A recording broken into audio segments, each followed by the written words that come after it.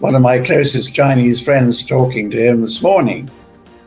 He said, watch out for wars. I said, you mean in Iran? He said, no, I mean Taiwan. So, it's an obvious. You want to play tough with us, we'll play tough with you. I think that we're having a dead cat bounce now. I think the markets will then retest the recent lows in maybe end of this month. The central banks and the governments will introduce major monetary and fiscal stimuli, which will lead to an 18 to 24 month huge rally in equity markets, inflation. Inflation goes back to where we were in 1980, 13% in the USA.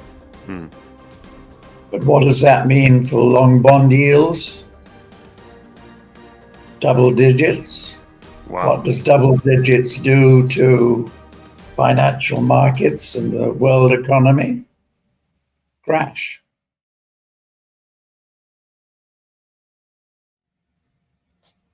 You're watching Capitalcosm. My name is Danny, and today's guest is Simon Hunt from Simon Hunt Strategic Services. Simon, thank you so much for coming on, my friend. Well, my pleasure. Good to see you again. Yeah, likewise. It's been, I think we've got like a monthly program going on, you and I, Simon. So it's always a great pleasure having you on, a great pleasure hearing your insights, invaluable stuff there. It seems like each time I have you on, there's just way more stuff for me to talk about. Like I have to cram in so much stuff on the table for us to talk about. And this month is no exception. We have the launching of the tariff wars. We are on April 8th, about a week removed from Liberation Day, and it looks like the markets have rebounded. So we'll get your take on that, whether you think this is a dead cat bounce or are we heading up for another crack up boom, so to speak. And then we'll also talk about some geopolitical happenings going on, more specifically as it relates to Iran. That's the hot button issue right now. We saw Netanyahu make his way into the Oval Office yesterday and field questions with Trump. So we'll dig into that as well. So with all that said, Simon, thank you for coming on again. Where do you want to start here? What is front and center for you right now? I think let's give something of a background and the main points that I see emerging from not just the tariff war. The tariff war is part of the geopolitical war. They're both interlinked. So let's go through this briefly and then try and answer any questions that you have. Yeah, which I'm sure there will be very many. So let's kick off. Fear and uncertainty abound, reflected in the fall in stock markets. Trump's shock and awe tariff policies, though well thought through, are dividing the world between those countries which want a negotiated trade settlement in return for a security umbrella, and those countries that don't want to grow into being satellites of America. The divide is basically between America and her dependent countries and the BRICS group of nations. What is becoming clear is that Russia and China have taken decisions to stand firm against America. Just a few days before Trump's statement on tariff policy, Wang Yi, China's foreign minister, was in Moscow. On his return, China announced their imposition of a 34% tariff on the import of all American goods into China. China is not going to back down, even if America imposes more tariffs on Chinese exports. Nor will Russia agree a quick fix to the Ukrainian war. Now Trump is talking about negotiating directly with Iran, whereas Iran states that they will be in indirect negotiations with America. The terms that Trump has laid out on the 4th of February are based on a national security presidential memorandum, so a legally binding document that requires government agencies to carry out specific actions. The demands are basically the following: that Iran be denied a nuclear weapon, denied intercontinental missiles, denied other asymmetric and conventional weapons, imposing maximum economic pressure on Iran, and drive Iran's oil exports to zero.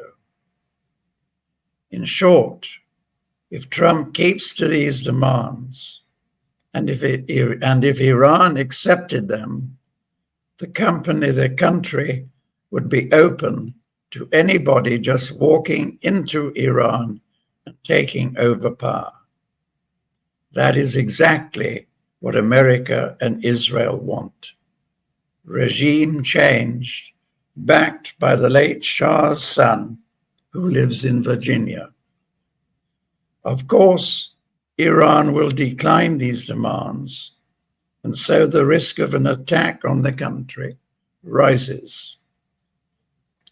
Russia and China will support Iran, of that there is no doubt. Iran is central to the BRICS strategy, as both the North-South corridor and the East-West one is linked directly into Iran. China's long-term vision for Iran is to build the country's manufacturing sector using their own SOE companies, and then have Iran as their new export base. Cheaper labor plus China's manufacturing prowess will be an unbeatable combination. Coming back to the possible, if not probable, trade war between China and America. China has done their homework. No way will America be able to rebuild a new industrial base in anything less than 5 to 10 years. They don't have the skilled workforce. It will take months of planning before companies will decide whether to rebuild in America or locate plant offshore.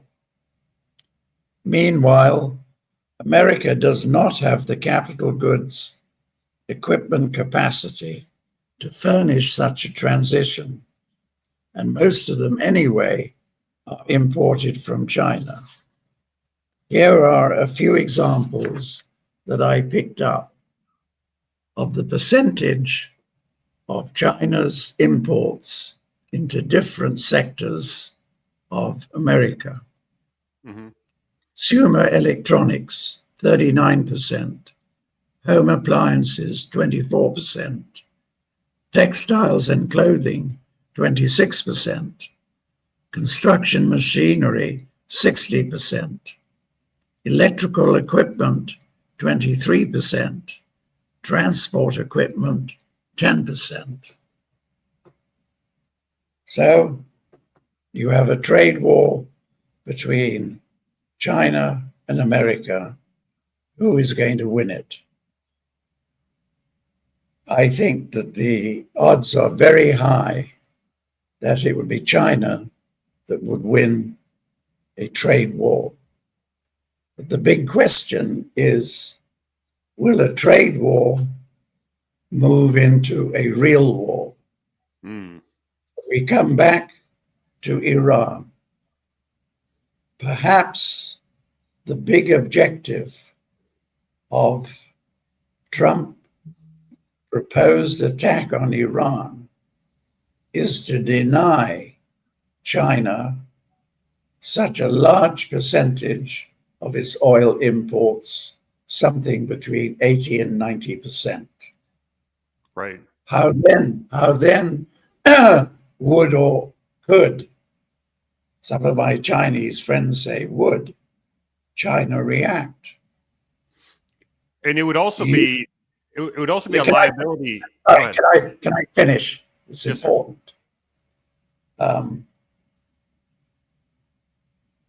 America denies China a large part of its oil imports. If China blockaded or invaded Taiwan, China would stop most of America's chip imports that originate from Taiwan. Do we get there? It's a toss of the coin. Yes, and it would also be a liability for Russia as well, because now they have a wild card near their southern border, who they may not know would be friendly with Russia too. So Russia doesn't stand to benefit with a new regime in Iran, neither does China.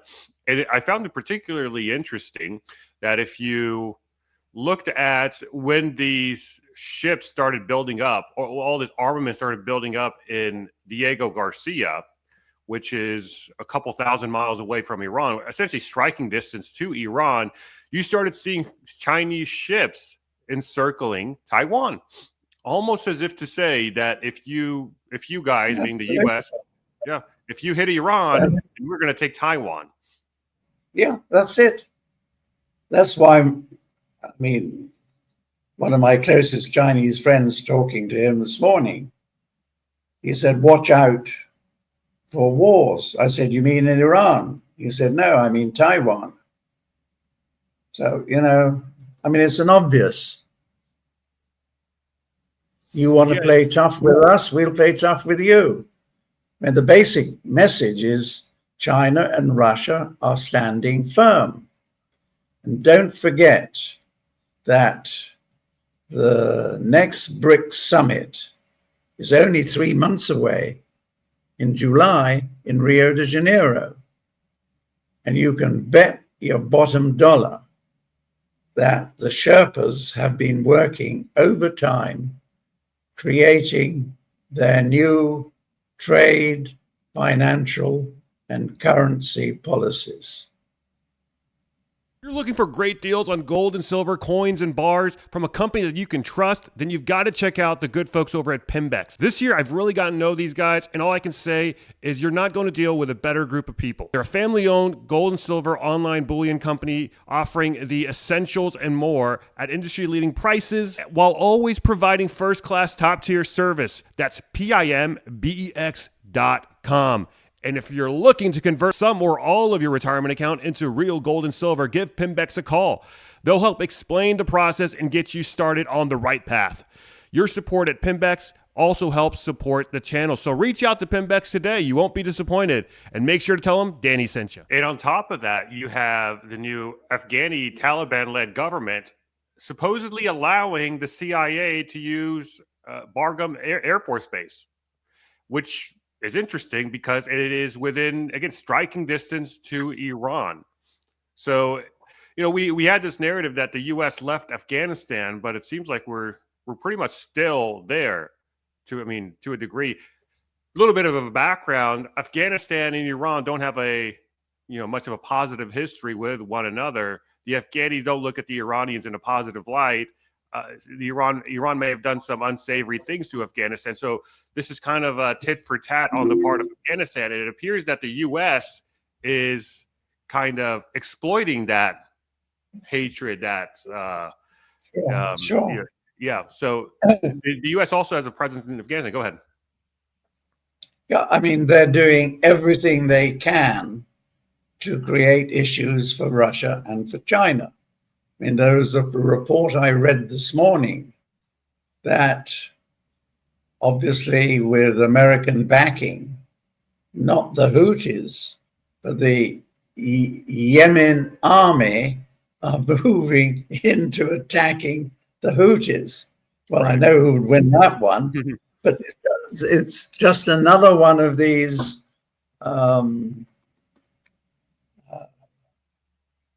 covert operations that America intends to launch to try to create where the biggest, most powerful nation in the world. We are the exceptional country. But there are so many parts of the world are not buying into that. I mean, Trump has said, or his fellow cabinet ministers have said, we've got 50 countries coming to us to negotiate a trade policy. Who are they? And who's not going? Right. That's the big question. Who's not going are the BRICS group of nations and a bunch of others. The problem is you go to negotiate, but what are you going to get? And the countries that did agree to come to the table were pretty much on side with the U.S. to begin with. So it's not like Sure. It's not like you're bringing any new members into the fold. Yeah. It's very weird because I suspect that the Trump administration by now would have expected to have the Ukraine peace deal signed and delivered by now, which is a huge contingent if they did want to go to a kinetic war with Iran, right? They had to be able to, from a logistical standpoint, they had to have been able to redirect their efforts and energies and resources from Ukraine to Iran. But given the fact that that war is still hot in Ukraine, doesn't this kind of throw a monkey wrench into the plan, so to speak? It seems like it's delaying the war in Iran. Yes, to some extent, but what is Trump trying to do? He's told the Europeans, the war is basically yours. You get on with it. So whilst America continues to send military equipment, money, and operatives into Ukraine, really the real support for Ukraine now must come from Europe.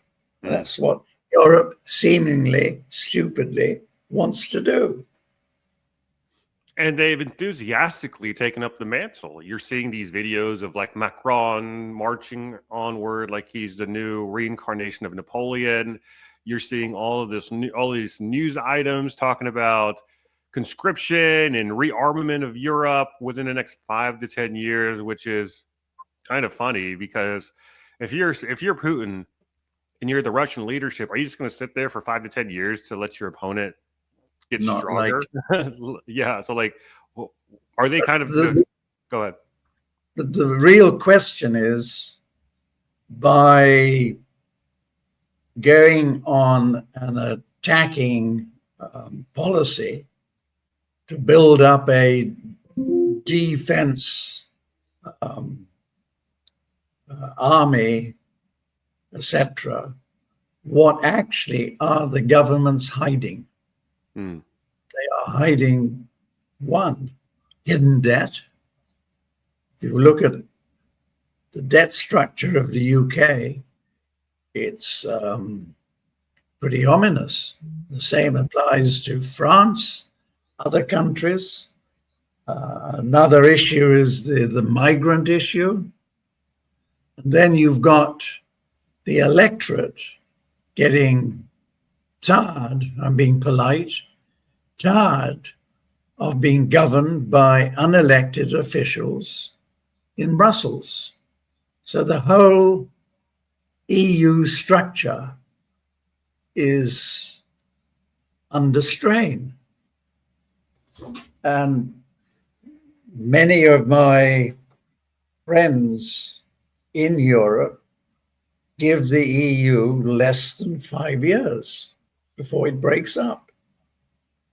So, war with Ukraine against Russia is hiding much bigger problems. Do you think we actually get to that point? Do you think we actually get to that? I mean, if Europe is in such dire straits and they're pretty much clinging to life on their last leg, I mean, what are the chances Europe just implodes before they can even go to war? I think the chances are very high. I think watch out second half of this year. I think that's when the cracks will really start opening up. Because a lot of the more optimistic tone from industry is, oh, the war in the Ukraine is ending tomorrow. Well, it's not going to. I mean, I literally had from one German friend, had an email from him, Ukraine war ends tomorrow. I laughed. So there's a lot of too much hope and not enough realistic attitude. Mm. What is the linchpin, so to speak, of this implosion? Is it the banks in Europe? Is it I don't know, the stock market, the debt? What will, in your view, what is kind of like the first domino to fall and set up this chain reaction for the implosion of Europe? The banks. Mm. I mean, I'm not a financial analyst, but I talk to those that are, and they say it's actually pretty dire. I see. Well, does that risk the potential for a worldwide contagion? If the banks in Europe begin to fall, could we start seeing banks elsewhere start to fall as well? That's what we see in 2 to 3 years' time. Mm. I mean, we've seen the primary correction in equity markets, but primary falls always lead to secondary corrections. And the secondary correction is always the damaging one. Mm. So where are we at now? Where are we at now in today's market? Where are we? Where are we at? Sorry, where are we at currently with today's market? Because we had this big sell-off last Thursday, Friday, and yesterday, Monday. Today we're rebounding. Is this a dead cat bounce? Is this the latest episode of the? Are we going to see new highs from here? Where do you see markets going from here? I think that we're having a dead cat bounce now. I think the markets will then retest the recent lows in maybe end of this month, early May. And end of, I'm getting months and years all muddled up. Mm-hmm. We get a correction back to the recent lows at the end of this month, and probably into early May. Then the central banks and the governments will introduce major monetary and fiscal stimuli, which will lead to an 18 to 24 month huge rally in equity markets. Inflation goes back to where we were in 1980, 13% in the USA. Mm. But what does that mean for long bond yields? Double digits. Wow. What does double digits do to financial markets and the world economy? Crash.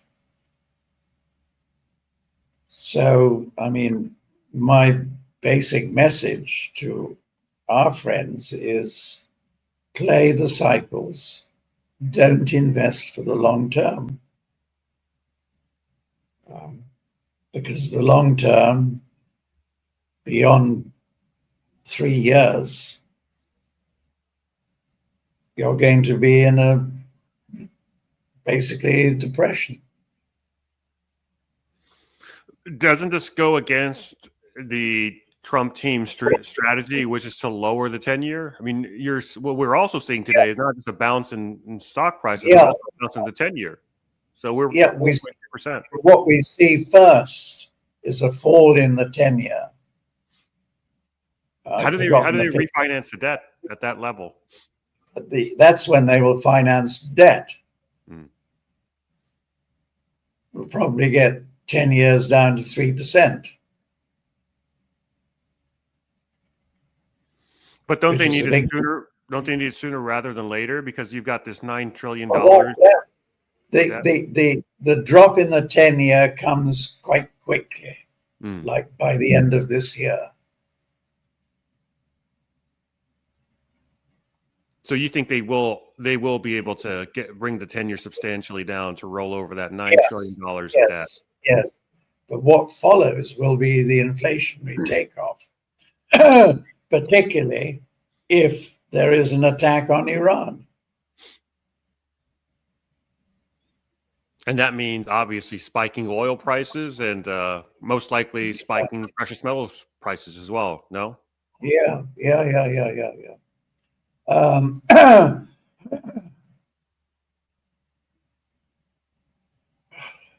But, the world is going to be in recession, in our view, probably until the early months of next year. But the markets will bottom before then. So we've got the equity markets bottoming probably in the third quarter. Gotcha. So that's not too far away. I mean, we're in the second quarter now. No. But then, as I said before, it's the second fall that is the damaging one, which will take us back to 4,200. After hitting probably 7.5 by early 2027. And just for reference, we're at 52, 55 right now on the S&P. So that would be another 20 some odd percentage haircut from here? We will go back end of this month, early May, into the lows that we saw last week. And then we have the big recovery. Especially after you start seeing some of these trade deals being made, I presume, right? Like with Japan and India and all these other countries that are now coming to the table. Granted, they were partners with the U.S., beforehand, but now a lot of these trade imbalances, at least in the minds of the hold on a moment.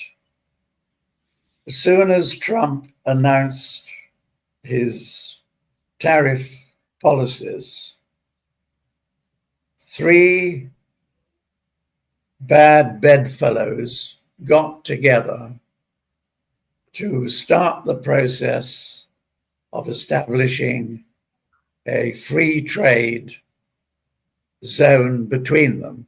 Those bedfellows, Japan, South Korea, and China, who've not been good bedfellows, yet they've come together. Why? Because the future growth, whichever way you cut the cake, is not going to be in America. It's going to continue to be in Asia. Yeah, I believe it was Jim Rogers that said something along the lines of investing and being in Asia right now is equivalent to being in the United States in the 1920s, I believe, and equivalent to being in the UK in the 1800s. So basically implying that better days are ahead for part of the world. Absolutely. Yeah. Well, what do you make of let's go ahead and talk about gold right now. Gold is held up fairly resiliently amidst the corrections that we've seen over the last few days here. I mean, doesn't this what does this mean for you? What's going on here with Oh, gold? very good question. I think there are conflicting forces. The first one, I think gold is short-term overbought. Secondly, these high prices are a destructive influence on jewelry, which is the biggest demand for gold, bigger than the central bank demand. Next, if you're a big buyer, you would like a correction. And I think that America remains a big buyer. So we have a nice correction in the gold price over the next maybe 6 months down to 2,500. And then we see the next leg of the bull market, which will probably take us close to $5,000 in 2028. But I think that when I can remember, God, it must be about a decade ago, that based on something, a word that somebody dropped into my ear, he said, long-term, Simon, they're going to be $2. It's going to be $1 for domestic use only, backed by gold. And the offshore dollar will be allowed to find its own price level. So maybe what we are seeing is, first of all, I think Scott Bessent would not be lying when he says that the gold is still in Fort Knox. I think what happened is that a lot of it, if not all of it, was leased out or hypothecated. That's why you've seen such panic buying to cover those shorts. But I think the next leg is to take America's gold reserves from 8,000 to over 10,000. With the ultimate objective, maybe I was right 10 years ago, of creating a domestic dollar based on gold. And what we also probably at some stage will see is that the Treasury will revalue gold to something closer to what the market is saying. Now, whether that's going to be this year or next year, or when the gold price goes much higher, remains to be seen. Right. So our advice is, if your gold is leveraged, deleverage, wait for the price to come back to 2.5 or around 2.5, and then buy again. 2,500? 2,500. You think it'll come back down to that level? Yep. Over the next 6 months. Interesting. And you think it's just because it's simply because it's overbought? Overbought. These prices are destroying jewelry demand, Right, which is big. And if you are a big buyer, you will encourage a correction. Mm-hmm. So we go back down to 2,500, and then over the course of the next year, 2 years, Well, the next to 2028, very close to 5,000. Very close to 5,000. Gotcha. So doubling in the price, Gotcha. more or less. Yeah. All right. I think we've covered pretty much everything. Oh, one more thing, and to kind of add on to your point of who the gold at Fort Knox actually belongs to. You had this news story come up recently about Germany wanting their gold that they've leased out to the United States back to the tune of 120 some odd billion dollars. So, what's going on here? Well, I think it's a Trump bargaining point. You don't fall into line, you're not going to get your gold. Yeah, they're just going to keep the gold. America keeps the gold. And Lord knows Germany does need that money. It does need that gold. Well, probably does, actually. Yeah. It's got a lot of financing to do. Mm-hmm. And with the new parliament, they're not going to have an easy ride.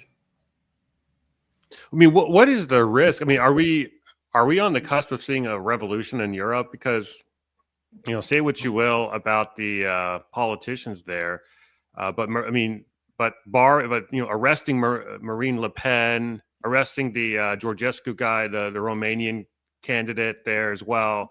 It seems like they're creating all the conditions for like a. As I said before, I think that's what we're going to see. The electorates are demanding change. And if you go throughout history, in France, it's always the peasants, or in modern day terminology, the farmers who lead revolutions. Yeah. And the farmers revolted last year. And it's always a reaction. It's always a reaction to something. So they're essentially creating the environment for revolution. Like revolution doesn't just happen in a vacuum. There has to be something to react to, and they're making the conditions.